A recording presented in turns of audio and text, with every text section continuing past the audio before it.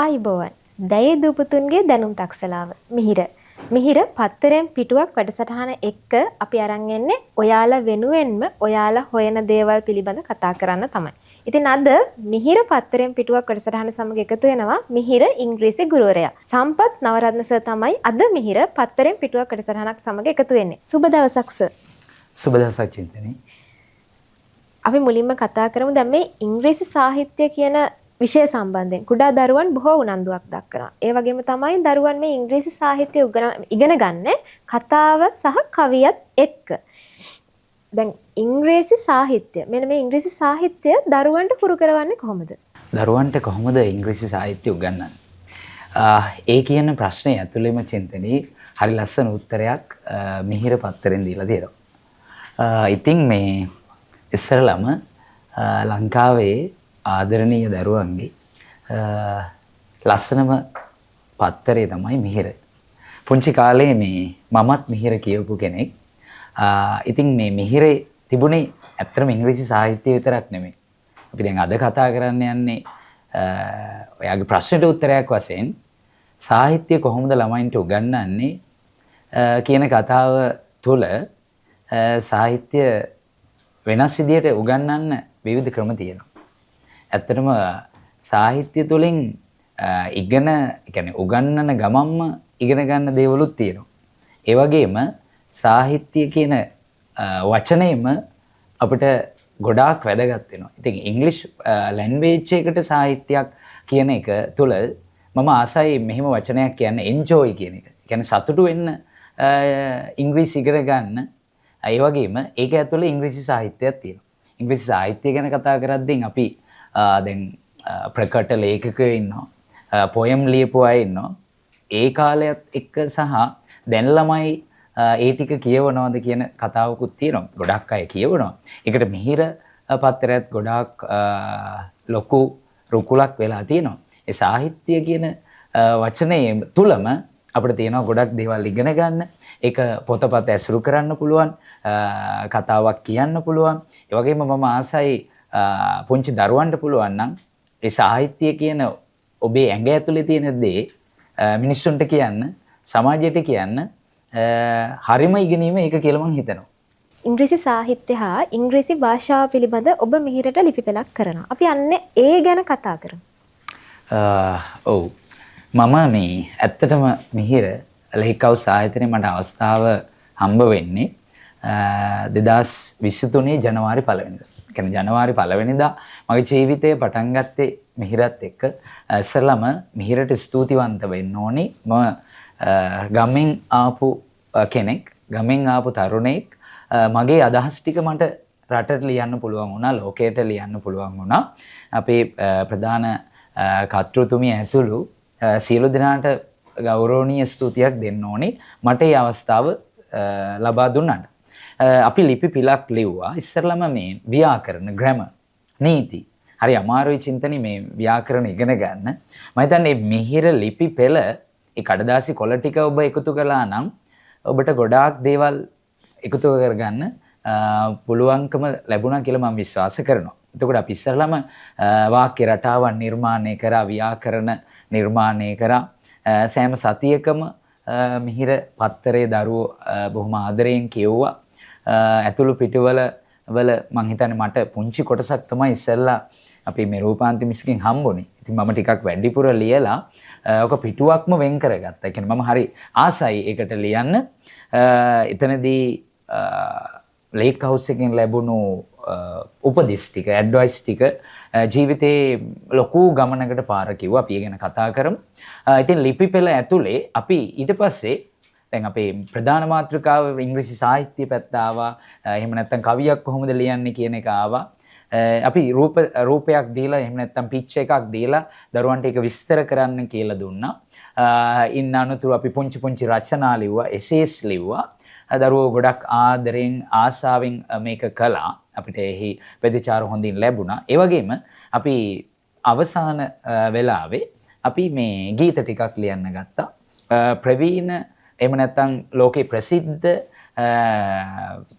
රචකයන්ගේ ගීත පත්‍රයේ සමහරක් වෙලාවට පළ වුණා. ඒ වගේම මට අවස්ථාවක් ලැබුණා මිහිර පත්තරේට මගේම කියන කවි ටිකක් ලියන්න. මං හිතන්නේ එතන තමයි මම සහ ඒ ඉගෙනගත්තු පත්තරේ කියවපු දරුවෝ ටික ලැබපු ලොකුම ජයග්‍රහණය. මේ චින්තනි මේ මම හරි ආසයි. මගේ මේ පළවෙනි පිටුව ලස්සන කවියකින් මෙන්න මේ විදිහට එදා ලියපු කවිය මේ වැඩසටහනට ඉදිරිපත් කරන්න. මේ එතකොට මම මේකට නම දැම්මේ See You Moon කියලා. මේක මේ කවිය ලියන්න කලින් චූටි කතාවක් කියන්න ඕනේ මේ ඇත්තටම මේක ලොකු කතාවක්. චින්තන හිතනවද මට කවි ලියන්න පුළුවන් වුණා කියලා? මං හිතන්නේ නෑ. මට හිතුනේත් නෑ. මට මේ අවස්ථාව දුන්නේ ඇත්තටම අපේ රූපාන්ති බුලස්සිංහල අපේ ප්‍රධාන කර්තෘතුමිය. ඇය අපි මේ ග්‍රැමර් ව්‍යාකරණ ලිපි පෙළ ලියලියා ඉද්දින් මට කියනවා සමහරක් වෙලාවට අපි දැන් වෙනස් දෙයක් කරන්න ඕන. ඊට පස්සේ මේ ඇය පොඩි යෝජනාවක් කරනවා අපි මේ කවියක් ලියමු සාහිත්‍ය ළමයින්ට ඕනේ ග්‍රැමර් හැමතැනම ඉගෙන ගන්න තියෙනවා YouTube වල තියෙනවා ඒ කියන කතාවත් එක්ක අපි ලියමු. ඊට පස්සේ මම ඇත්තටම ප්‍රතික්ෂේප කරනවා මම බෑ කියලා කියනවා. ඊට පස්සේ ඇය මම හිතන්නේ ඒ කියන්නේ ඇයගේ තියෙන එක්ස්පීරියන්ස් අත්දැකීමත් එක්ක ඇය කියනවා මේ මගේ ඇතුලේ කියන්නේ මගේ ඇඟ ඇතුලේ ඉන්න කවිය ඇය දකින්න නැති ඒ නිසා ඇය කියනවා මේ ඔයාට සර් ප්‍රයිල් ලියන්න පුළුවන් කියලා. ඊට පස්සේ මම ඇත්තටම මගේ පළවෙනි කවි ඒ තරම් ලස්සන නැහැ කියලා මම හිතනවා සහ මම ඒක දරුවන්ගේ එක්ක කතා කරපුවම ඒ තරම් ඒක ලස්සනක් නැහැ. ඉන්න අනුතුරුව ටිකක් කවි කිහිපයක් ලියනකොට මටත් ඒක දැනුණා හරි ලස්සනයි කියලා.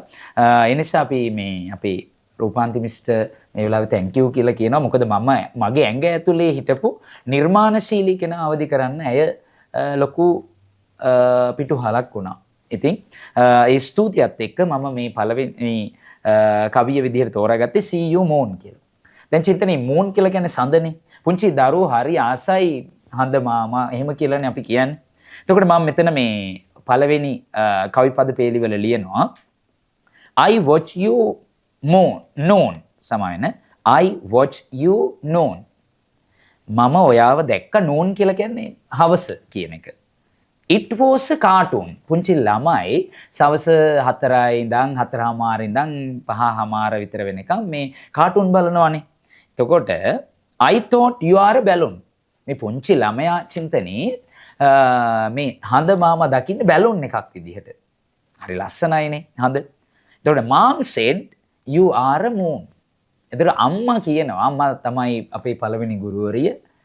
එතකොට අම්මා කියනවා ඔය තමයි සඳ කියලා කියනවා. එතකොට I went out to see you soon. මම ඉක්මනට මේ සඳ එළියනේ තියෙන අහසෙනේ තියෙන්නේ. එතකොට සඳ බලන්න මම යනවා. I was not in my room. මම අතීත කාලෙන් මේක ලියන්නේ මම මගේ කාමරේ හිටියේ නෑ මම එළියට ගියා. You did not come noon. You did not come moon. ඔයා ආවේ නෑ. අපි දැන් ඔය හවස මේ කාටුන් බලන වෙලාවේ එන්නේ නැහනේ. මෙයා කාටුන් එකකින් තමයි මේ ඉස්සෙල්ලාම සඳ දකින්නේ. Why did not come moon? ඇයි ඔයා ආවේ නැත්තේ කියලා ප්‍රශ්න කරනවා. මට මේ කතන්දරේ ලියද්දි මේ මම දැකපු මට පේන්නේ චූටි දියණියක්. පුංචි දෝණි කෙනෙක් මේ අම්මගෙන් එක්ක මේ කාටුන් බලන කතාවක් තමයි මට මතක් වුනේ. ඊට පස්සේ අම්මා මොනවද මේ චින්තනී අපිට කෑම කවන්න දෙදී හැන්දකින් කවනවා නැත්නම් ළඟට තුරුළු කරගන්නවා. ඒ වගේම සඳට පෙම් බඳිනවා මේ පුංචි දියණිය. I got a spoon. ඇයි මෙයාගේ කෑම ටික දෙන්න. මෙයා හරි ආදරෙයි සඳට. කෑම ටිකක් හරි දීලා ගෙන්න ගන්න. To give food you soon. ඔයාට ඉක්මනට මේ කෑම ටිකක් දෙන්න ඕනේ. ඔයා එන්න සඳට ආරාධනා කරනවා. We are in June. චින්තනේ හිතනවාද මේ පුංචි දෝණිට ජනවාරි වල සඳ බලන්න පුළුවන් වුණා කියලා. බැහැරි වුණා. පෙබරවාරි වලත් බලන්න බැරි වුණා. මාර්තු වලත් බලන්න බැරි වුණා. මේ වෙනකොට අවුරුද්දේ මැදක් ගිහිලා ආදරණීය පුංචි දරුවනේ මම මෙතනදී ඔබට කියන්න උත්සාහ කරන්නේ ඔබට එකපාරටම පළවෙනි වතාවටම ජීවිතයේ සිහින ඇචීව් කරගන්න බෑ. පළවෙනි පාර පේල් වෙන්න පුළුවන්. ඒ කියලා කියන්නේ ජනවාරි. පෙබරවාරි මාසෙත් බලන්න බැරි වුණා. ඒ වගේම ජූන් කියලා කියන්නේ මොන මාසෙද? පොසොන් මාසේ. මෙයා මේ බලලා තියෙන්නේ ලස්සනම පුර සඳක්. කියන්නේ පොසොන් පොයට චින්තනී රයිට් හරි ලස්සනයිනේ සඳ. ඒකට සඳේ එළිය වැටිලා. ඒ දවසේ තමයි ඇය මේක දකින්නේ. එතකොට ඇය මාස ගණනාවක් ෆේල් වෙනවා මේ කතාව. හැබැයි ඇයට පුළුවන් වුණා අවුරුද්දේ මැදදී මේ සඳ බලන්න. Today is the full moon. අන්න මේ කවියේදී මම කියනවා එදා තමයි මේ full moon එක. ඇය ජනවාරිත් බැලුවා, පෙබරවාරිත් බැලුවා. නමුත් අවුරුද්දේ මැදක් වුණා මෙයාගේ සඳ බැලීමේ ටාගට් එක ඇචීව් කරන්න. ඊට පස්සේ love to see you soon. මම ළඟට right දකින්න කැමතියි. එහෙම නැත්නම් මම ආයෙමත් දකින්න කැමතියි. ඒ වගේම come to see me my room. කියන්නේ මගේ කාමරයට එන්න. පුංචි දියණියක් කවදාවත් අම්මට හැරෙන්න එහෙම නැත්නම් තමන්ගේ සහෝදරියට හැරෙන්න සාමාන්‍යයෙන් මේ දියණියක් තමන්ගේ කාමරයට ආරාධනා කරන්නේ නැහනේ. ගෑනු ළමයි හරි අකමැතිනේ ආදරණීය දුවේ පුතේ තමන්ගේ කාමරයට එනවට. සඳට කොයිතරම් පෙම්බඳිනවද කියලා කියනවනම් මේ දියණිය මගේ කාමරයට එන්න කියලාත් කියනවා. Happy to see you known. ඔයා අද සවසත් දකින්න කැමති, බලන්න කැමති. Watch to see you moon. දැන් happy ඒ වගේම මම ඔයාව බලන්න කැමති කියලා කියනවා. ඉතින් ඔන්න ඕක තමයි මගේ මේ see you moon කියන කතාව. මම මෙතනදී අර මේකේ අර පොඩි අදහසක් කිව්වොත් එක පාරටම අපේ ජීවිතේ හැමදේම achieve කරගන්න බෑ. මම උනත් එහෙමයි. රූපාන්තමිස් තමයි මේ බලහත්කාරකමෙන් මට මේ කවියක් ලියන්න කියලා කියන්නේ. පළවෙනි කවිය මේ තරම් ලස්සන නැහැ. ඇත්තටම මේ තරම් මීනින් එකක් දෙන්න බැරි වුණා. තේරුමක් දෙන්න බැරි වුණා. ඉතින් හොඳ ගුරුවරයෙකුට පුළුවන් ඒ පාර පෙන්වන්න. ආදරණීය අම්මා තාත්තට පුළුවන් මේ පාර පෙන්වන්න. සාහිත්‍යයෙන් රයිට් මේක බලන්න පුළුවන්. ඒ වගේම මම මේක ගැන මේ අර සඳ ගැන කියනදී මේ ඇත්තටම අර පොසොන් පොයට පායන සඳගෙන තාත්තගෙන් තාත්තා ඒ ගැන හරියට විස්තරයක් කරා. ඉතින් ඒ නිසා පුංචි දියණියෙක් හඳට පෙම්බඳින කතාවක් තමයි මම කිව්වේ. අවසානයේ කොයිතරම් පෙම්බඳිනවද කියලා කිව්වොත් ඇය තමන්ගේ කාමරයට පවා ආරාධනා කරනවා මේ කතාව තුළ. ඉතින් ඔබේ උත්සාහය අතාරින්න එපා. ඔබත් මේ වගේ කවි ලියන්න කියලා පොඩි යෝජනාවකුත් කරනවා. එදත් මම කිව්වා ඔබට මේ වගේ සඳට ඉරට නේද ඔබේ කවි ලියන්න කියලා. දැන් මිහිර ඉංග්‍රීසි ගුරුවරයා ලෙස සේවය කිරීම වෙනුවෙන් ඔබට සම්මානයක් හිමි වෙනවා. අපි ඒ ගැනත් මේ අතරමැද සඳහන් කරමු. ඔව් මම හිතන්නේ මේ මට සම්මානයක් තියන් මල් මාලයක්වත් හම්බුනේ නැහැ. ඉතින් ඒ නිසා මේ මම අද්දෙකට මේ මගේ මේ චින්තනයේ අතේ තියෙන්නේ ඇත්තටම මේ ලොකු සම්මානයක්. මේ සම්මානේ ගොඩක් බරයි. මේ සම්මානේ මම විඳපු දුක් මම විඳපු ගැටලු මගේ ගමන මොකද මම ගමෙන් ආපු කෙනෙක්නේ. කොළඹ එනවා කියලා කියන්නේ මට ලොකු ගමනක්. ඒ කොළඹ එන කතාවේ ලේක් හවුස් ආයතනයේ පත්තර මහගෙදර මිහිර පුවත්පත මට මිහිරි කතාවක් ජීවිතේට ලියලා දුන්නා. අතන මේ සම්මානයේ තියෙනවා the best English lecturer of the year.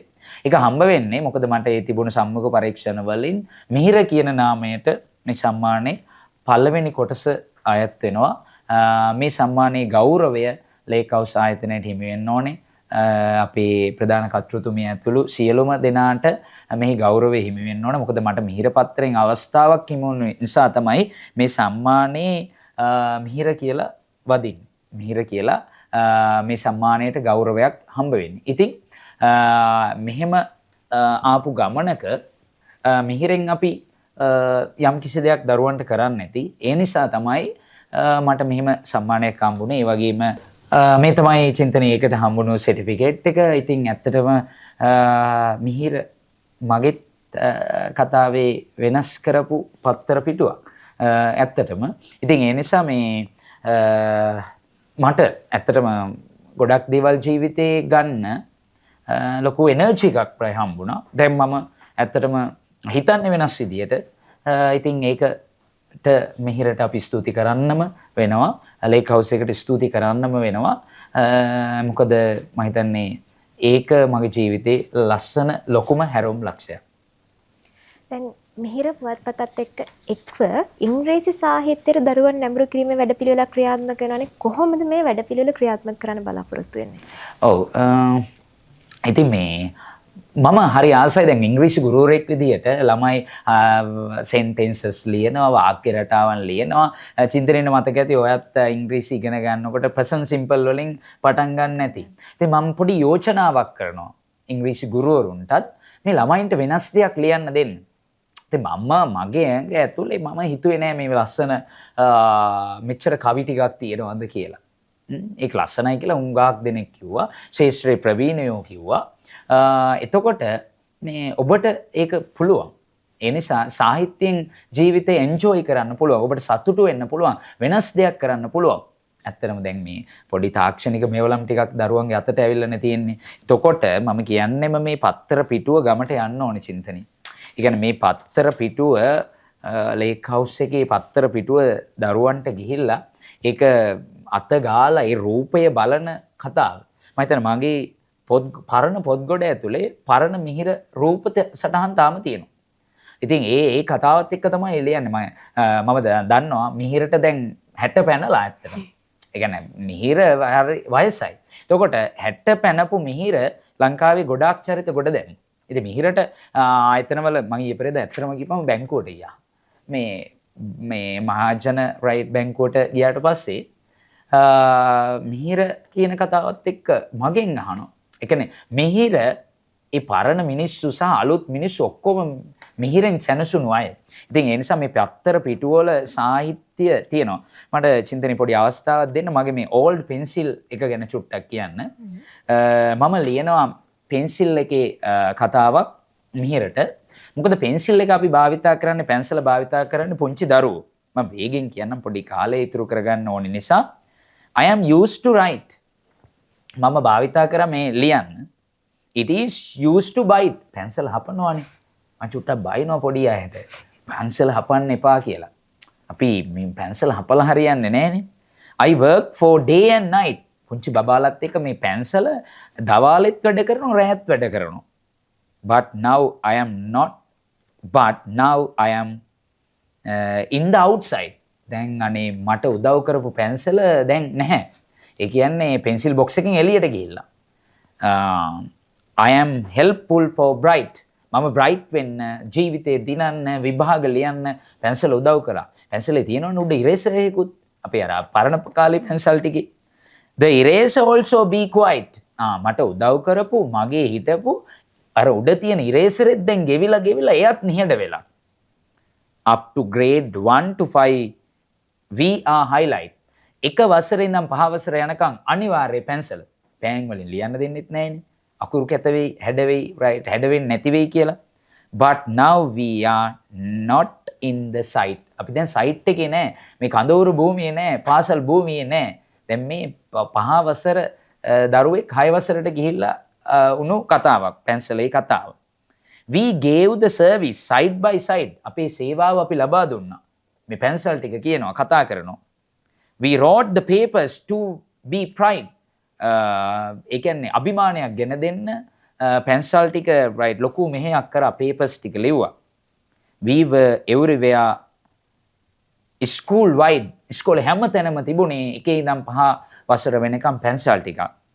But you think you are all right. ඔයා හිතනවාද දැන් මම මේ අයින් කරලා දැන් පෑන විතරක් use කරන right වෙලාවක දැන් මේ මට කරපු දේ හරි කියලා. ඒ කියන්නේ පැන්සල් හරියම වේදනාවෙන් ඉන්නේ. ඒකයි මම topic එක දැම්මේ old pencil කියලා.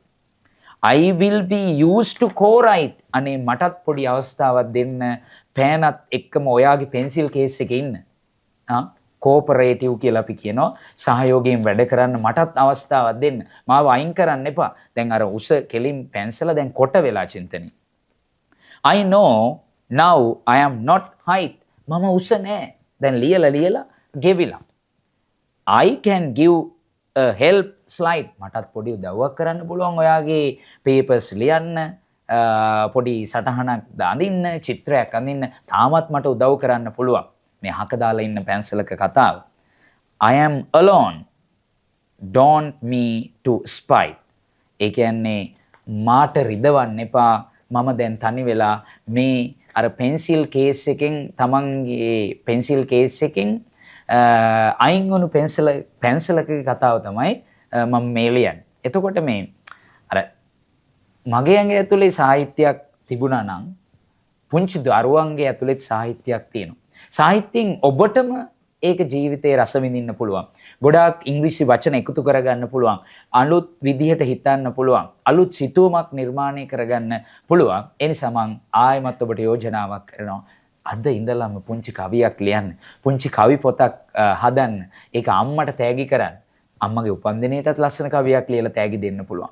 බුක් ෂොප් එකට ගිහිල්ලා, කඩේට ගිහිල්ලා චින්තනී අර හැපි බර්ත්ඩේ කාඩ් එකක් ගන්නවට වැඩිය තමන්ගේ දෑතින් අම්මට ඉංග්‍රීසියෙන් කවියක් ලියලා දෙද්දී හරිම ලස්සනයි. අම්මට ඒක දැනෙනවා. ඒ නිසා පුංචි දරුවන්ට බලන් ඉන්න හැමෝටම යෝජනාවක් කරනවා ඔබ අද ඉඳලම ඉංග්‍රීසි සාහිත්‍ය රස විඳින්න ලියන්න කියලා. දැන් ඉංග්‍රීසි සාහිත්‍ය හැදෑරීම සමග දරුවන්ට විවර වෙන විශේෂ අවස්ථා ඇති. අන්න ඒ දේවල් ගැන අපි කතා කරමු. මම දකින විශේෂම අවස්ථාව තමයි චින්තනී මේ අපි ජීවිතේ එන්ජොයි කරන්න ඕන. මම හුඟක් මේ අපේ කතා බහ ඇතුලේ ඔය වචනේ කිව්වා. දැන් මම සතුටු වෙන කෙනෙක්. ඔබට අවශ්‍ය නම් ජීවිතය එන්ජොයි කරන්න ඉංග්‍රීසි සාහිත්‍ය රස විඳින්න. පොතක් ලියන්න. මම ඉස්සෙල්ලම කිව්වේ පොතක් කියවන්න කියලා නෙමෙයි. මටත් තාම බැරි වුණා. මට ඒකට ලොකු එනර්ජි එකක්, ශක්තියක්, ධෛර්යයක්, ආශිර්වාදයක් හම්බුණා ලේක් හවුස් එකෙන්. පොතක් ලියන්න. කවියක් ලියන්න. ඒක තමයි ලොකුම අවස්ථාව. පොත් ප්‍රකාශකයෙක් වෙන්න පුළුවන්. ඔබට රයිටර් කෙනෙක් වෙන්න පුළුවන්. හැමෝම කියන්නේ I want to be a doctor. I want to be a teacher. කියන්නකෝ ආදරණීය දරුවනේ I want to be a writer. මට poem writer කෙනෙක් වෙන්න පුළුවන්. ඉතින් එහෙම නිර්මාණශීලී අයෙක් වුණාම ඔබට පරිකල්පනය දියුණු වෙනවා. ඔබට ජීවිතේ වෙනස් විදියට සතුටු වෙන්න පුළුවන්. විවිධ අවස්ථාවන් හිමි වෙනවා. දැන් ගොඩාක් ටීචර්ස්ලා ඉන්නවා ආදරණීය දරුවනේ. ගොඩාක් ඩොක්ටර්ස්ලා ඉන්නවා. අපිට ඕනේ ගීත රචකයෝ. අපිට ඕනේ පොතක් ලියන කෙනෙක්. අපිට ඕනේ තීර පිටපතක් ලියන කෙනෙක්. අලුත් නිර්මාණයක් කරන දරුවන් ටිකක් මේ අලුත් තාක්ෂණික යුගයට අවශ්‍යයි. ඒ වගේම අර ඉංග්‍රීසි පැත්තෙන් ඉංග්‍රීසි සාහිත්‍ය පැත්තෙන් ඒ දේවල් ඉගෙන ගන්න ගියපුවාම ගොඩාක් වචන ටිකක් අහුවෙනවා. එතකොට අපි දැන් අර vocabulary එකක් තියෙනවා. දැන් ඔයගොල්ලෝ වචන පාඩම් කරන්න අය අමුතුවෙන් වෙහෙසක් දරන්න ඕනේ නැහැ.